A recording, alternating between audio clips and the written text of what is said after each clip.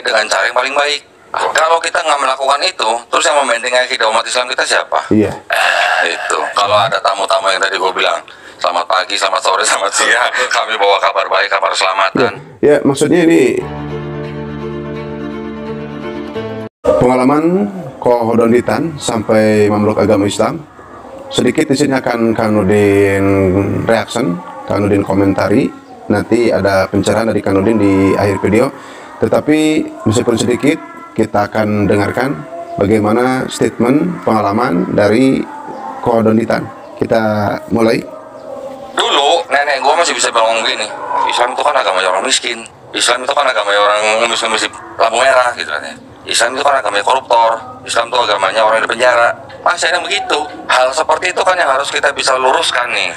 Nah, jadi Kohodonditan dulu memang itu pernah mendengar dari pendahulu atau dari nenek moyang barangkali, dari nenek atau dari siapa itu, memang Islam itu terkesan untuk orang-orang awam zaman dulu itu agamanya koruptor atau agamanya orang yang memang suka minta-minta dan sebagainya. Padahal di sini Donditan menjelaskan yang sungguh luar biasa, Islam tidak seperti itu. Justru Islam itu adalah untuk perubahan ke taraf yang lebih baik.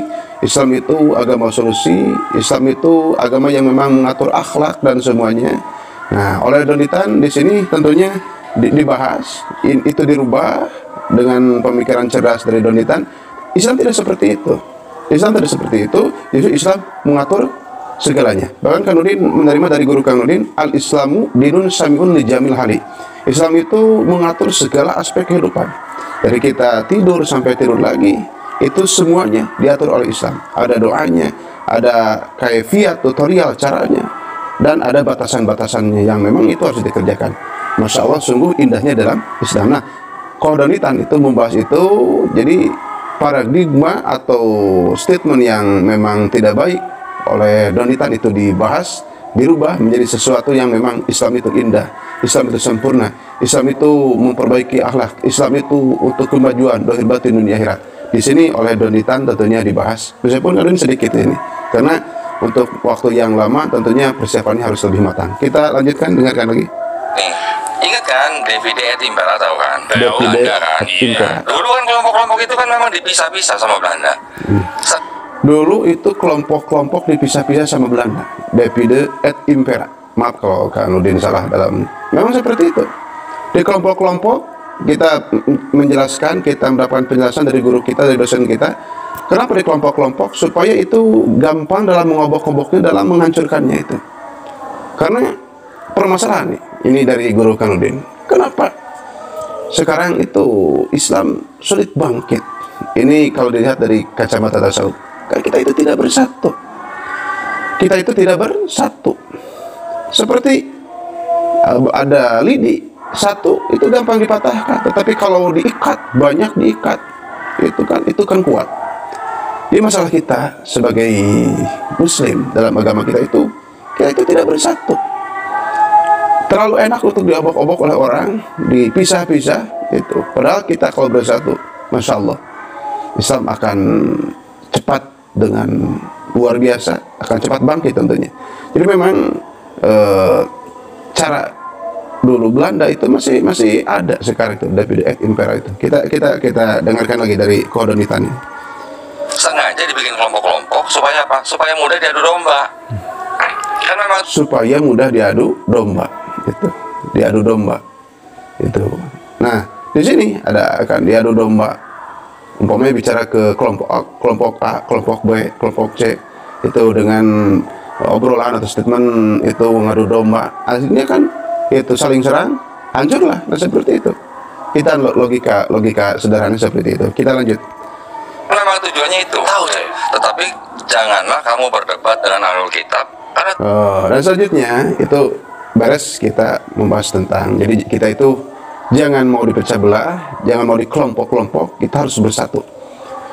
Kelemahan dan penyakit kita dalam Islam itu tidak bersatu. Nah, kita tahu solusinya, bagaimana kita bersatu. Masalah beda peru'yah itu jangan digembor-gemborkan, ya sudahlah beda peru'yah. Itu yang penting jangan beda dalam akidah itu.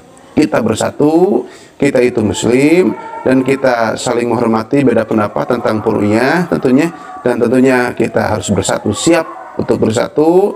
Ada yang memimpin kita untuk kemaslahatan kita dari batin dunia akhirat. Karena orang ini sekarang haus akan pencerahan, haus akan kebenaran, haus akan keselamatan. Orang itu ingin selamat dari batin dunia akhirat. Maka itu insya Allah diantaranya Donitan siap itu untuk membahas tentang mu'alafnya, tentang keilmuannya. Dulu tentang lagi kapirnya, sekarang sudah login, sudah masuk Islam. Itu dibahas oleh Donitan tentunya dalam channel-channel yang lain yang lebih lengkap tentunya. Tapi di sini juga tentunya narasi dari Kang Udin akan dimengerti oleh semuanya bahwa Donitan itu mengajak untuk kebenaran.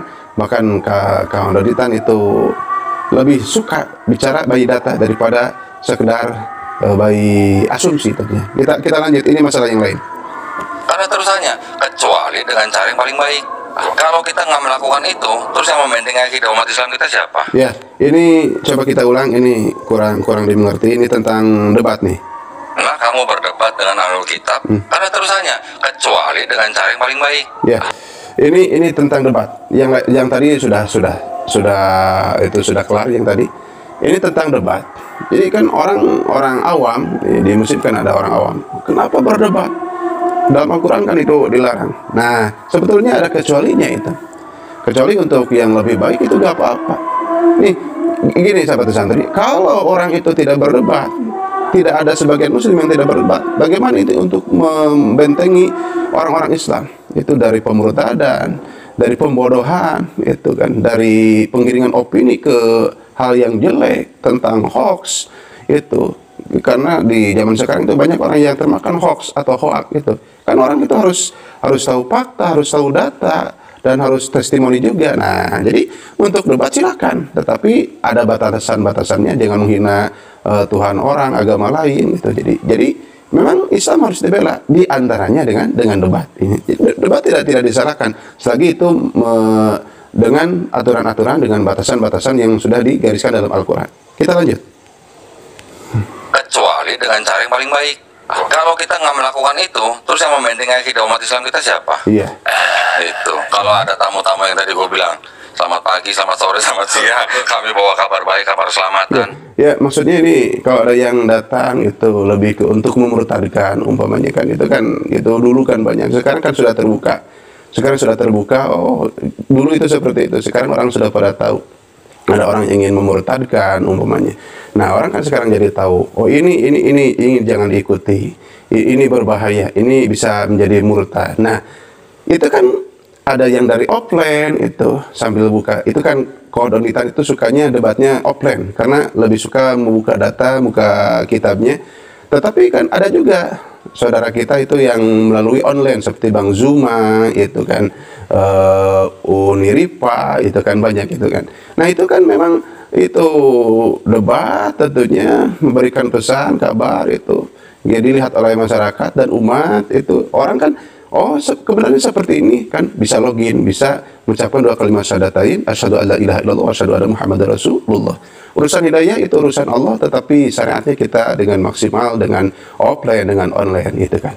Jadi harus ada itu yang berdebat itu untuk membentengi supaya kokoh iman seseorang itu tidak tergoyahkan dan tidak menjadi murtad. Seperti ada yang datang selamat pagi, selamat siang, selamat sore, kami memberikan kabar baik kan nah seperti itu kan harus dijelaskan, harus paham, oh ternyata ini bikin murtad, oh jadi orang jadi tahu. Nah seperti itu. Kita lanjut. Dan siapa yang membentengi akidah umat Islam? Kalau bukan kita. Kita. Kalau bukan kita, siapa yang membentengi akidah orang Islam itu? Jadi kita harus merasa terpanggil. Makanya sebagian muslim itu harus ada yang menjadi debater muslim atau kristal muslim atau itu menjadi apologet muslim, itu harus ada sebagiannya. Nah, untuk ini Bang Zuma, Uniripa, Gus Wapi dan sebagainya itu banyak. Karena dia lebih ke pesantren saja atau meraksan hal-hal yang tentunya yang hubungannya dengan keimanan atau yang sangat penting kalau dia meraksan. Kita lanjut. Kita melakukan debat itu sesuai dengan arahan dan batasan yang ada dalam Quran. Boleh. Nah, sekarang ini kan kita tahu Jadi koordinitan dan tentunya semuanya itu debat itu tidak seenak jidat, bahkan omdol enggak. Itu melalui aturan-aturan dalam Al-Qur'an, dalam hadis tentunya. Debat itu harus yang benar, yang baik, yang maslahat. Itu yang dilakukan oleh koordinitan. Kita lanjut. Tahu orang debat itu kan bisa dua macam. Ada yang online, ada yang offline. Iya. Jadi debat itu ada yang offline, ada yang online. Gitu. Jadi kalau kita melihat itu kan ada itu live Zoom meeting itu di YouTube umpamanya. Itu kan lebih ke online. Itu memang harus ada.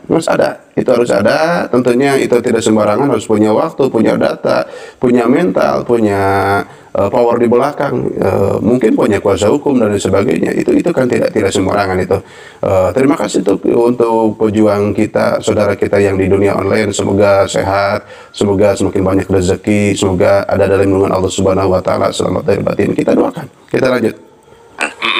Kita maunya debat by data, bukan by asumsi gitu. Kalau Saifuddin Ibrahim mau pulang ke Indonesia debat sama kita udah sediain 50 juta cash. Jadi karena memang Saifuddin Ibrahim belum pulang ke Indonesia. Sebetulnya Saifuddin Ibrahim itu ditantang untuk debat, tetapi tidak mau pulang. Padahal itu sudah disediakan itu 50 juta. Ini. Kita dengarkan apakah benar ini sudah disediakan cash 50 juta. Kita lanjut. Cash. Kata siapa? Kata kita, Yayasan. Yayasan udah berani menyediakan 50 juta cash kalau dia berani debat sama kita. Sumatera udah keliling-keliling. Jadi Iya. Itu jadi yayasan tentunya ini tentang mualaf ya. Ini sangat tentunya ingin berdebat dengan Saifuddin Ibrahim, tetapi Saifuddin Ibrahimnya belum ada keberanian untuk itu, padahal sudah dijelaskan bahwa siap yayasan itu untuk menggelontorkan atau memberikan cash 50 juta. Itu kan lumayan untuk sekedar ongkos atau tiket atau apa itu. Dan akhirnya ini mungkin tidak semuanya Kang Nurdin reaction, tetapi ke koordinitan alhamdulillah itu banyak orderan itu ternyata dari luar Jawa, termasuk dari Sumatera. Kita dengarkan apakah itu keliling-kelilingnya itu pakai mobil atau motor. Kita dengarkan. kalau kita lagi ngawasin proyek, boleh besukan yang motor di sono. Jalannya Nah, mantap. ternyata koordinitan kalau ada proyek itu kan di luar Jawa, lebih ke Sumatera umpamanya. Jadi keliling-kelilingnya itu suka pakai motor. Makanya itu kan koordinitan itu banyak yang dalam konten itu kan pakai motor. Memang suka pakai motor itu kan dengan jaket Ducati biasanya kan itu. Mungkin itu favoritnya.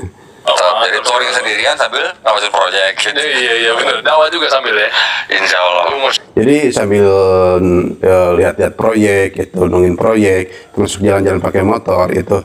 Dan kesannya itu pakai mobil tentunya, tapi motornya itu disimpan di mobil. Tetapi ketika ditanya oleh host itu kan, apakah sambil dakwah? Tentunya sambil dakwah. Itu sambil menyampaikan kebenaran, sampai itu bagaimana Islam itu ternyata agama yang benar, agama yang sempurna, agama yang baik, agama yang memperbaiki akhlak, agama yang sungguh luar biasa. Jadi Kodondi di samping itu ada proyek untuk materi, untuk finansial, tetapi sambil dakwah juga. Nah, itu assalamualaikum warahmatullahi wabarakatuh. Sahabat santri, dalam kesempatan ini Kang Nurdin alhamdulillah setelah kita mereaction koordinitan itu dengan pengalaman yang sungguh luar biasa, meskipun sedikit karena tidak semuanya Kang Nurdin reaction dalam kesempatan ini, tetapi semoga menjadi pencerahan untuk semuanya. Dan memang itu ketika seseorang itu menjadi mu'alaf, dalam keterangan-keterangan dijelaskan dalam Al-Quran, dalam hadis, dalam qaul ulama Ahlussunnah wal Jamaah, orang itu seperti bayi yang baru lahir, tidak punya dosa, diampuni, dihapus dosanya oleh Allah Subhanahu wa taala. Masya Allah, tabarakallah. Koordinitan itu banyak di media dengan pemikiran-pemikiran yang memang logis, tentunya dengan data. Banyak orang yang mu'alaf itu, banyak orang yang mu'alaf. Nah, pertanyaannya kita termasuk Kang Nurdin, udah berapa orang yang dimu'alafkan oleh kita, yang membacakan kalimat syahadatain, asyhadu an la ilaha illallah wa asyhadu anna muhammadar rasulullah di hadapan kita. Nah, jadi kita jangan berhenti dalam berdakwah, kita terus berdakwah. Meskipun kita dalam YouTube atau dalam media umpamanya, Nurdin saya untuk mencari koin atau mencari uang, silahkan, itu yang halal tentunya. Tetapi di samping itu ada tugas berat kita, itu dakwah, mengajak kepada orang gitu. Makanya untuk sahabat santri, kalau ingin melihat mu'alaf yang memang sungguh luar biasa, diantaranya koordinitan. banyak itu yang menjadi mualaf sebab beliau itu kan, termasuk kemarin kita sudah mendengar bahwa Bobon Santoso itu menjadi mualaf berkah Ramadan, termasuk Dr. Richard Lee itu kan seorang dokter kecantikan itu menjadi mualaf, sungguh luar biasa. Dan banyak itu sekarang seperti ngantri itu orang yang banyak yang mualaf, bahkan ada yang mantan film dewasa itu menjadi mualaf, sungguh luar biasa. Kalau hidayah Allah sudah turun, siapa yang mau menghalangi itu? Wa may yudlil fala hadiyalah. Itu. Wala may yudlil fala hadiyalah. Itu. Nah, seperti itu. Tentunya sahabat Ashanti di sini kita harus tahu juga itu tidak mudah, Makanya kita diajarkan oleh guru kita, oleh dosen kita, yang dicari kita itu yang pertama itu kebenaran itu. Jadi benar di sini bukan kebenaran kita berbicara politik untuk padahal di dalamnya itu adalah salah, enggak. Kebenaran kita buka data. Seperti Don Ditan itu kan pertamanya itu orangnya kafir. Tapi setelah itu melihat gurunya Dokter Naik itu dalam video-videonya itu dibuka Biblenya atau kitabnya, ternyata itu benar. Sampai dia alhamdulillah mendapatkan hidayah Allah masuk Islam. Nah, seperti itu. Jadi kebenaran di sini buka datanya, lihat faktanya, testimoninya seperti apa, perbandingannya seperti apa, itu pendapat ahli seperti apa, ya akhirnya alhamdulillah Don Ditan itu masuk Islam. Jadi sungguh kita bahagia dan kita melihat Don Ditan itu semakin cerah, semakin luar biasa itu. Terlihat dari raut wajahnya itu ada kebahagiaan. Memang orang yang masuk Islam tentunya karena memang kebenarannya di sana. Karena agama yang diridhoi oleh Allah Subhanahu wa taala adalah agama Islam. Inna dina indallahil Islam. Tentunya akan mendapatkan kebahagiaan yang Allah berikan kepada orang tersebut ke dalam hatinya, tentunya dengan sebab memegang itu agama yang benar, tauhid yang benar, itu syariat yang benar, akhlak yang benar, yaitu dalam Islam. Makanya dalam Islam kalau kita nanti sudah memperdalam itu ada yang satu paket yang hukumnya fardu ain, tauhid, fikih, tasawuf. Kita ulang, tauhid, fikih, tasawuf itu satu paket, itu tidak bisa dipisahkan, itu hukumnya fardu ain. Belajar tasawuf itu kita rubah paradigma yang menyebutkan 40 tahun itu salah itu. Jadi yang benarnya itu kita belajar tasawuf itu dari kecil. 7 tahun kita sudah dididik jiwa di tasawuf. Orang anak sudah diperintah untuk sholat. 10 tahun masih meninggalkan sholat, itu kan ada pendidikan itu dipukul tetapi ghairu mubarihin, tidak menyebabkan luka dan memar dan sebagainya. Karena ada pendidikan, ada edukasi yang memang harus diberikan kepada anak. Jadi sungguh luar biasa. Ketika menyepri ilmu atau mencari ilmu, utubul ilma minal mahdi ilal lahdi, terus-terusan kita pembiasaan mencari ilmu seumur hidup untuk perbaikan dohir kita, batin kita, jiwa kita dan sebagainya. Itu barangkali sahabat Ashanti dari Kang Nurdin, video ini meskipun sebentar, semoga menjadi pencerahan untuk semuanya. Terima kasih Don Ditan, ini Kang Nurdin reaction sedikit. Terima kasih kepada semuanya yang telah memberikan izin untuk menyaksikan ini. Ditunggu video Kang Nurdin dengan ribuan video yang semakin menarik dengan data, dengan fakta, dengan testimoni. Dan pada akhirnya wallahu muwaffiq ila aqwamit thoriq. Wassalamualaikum warahmatullahi wabarakatuh.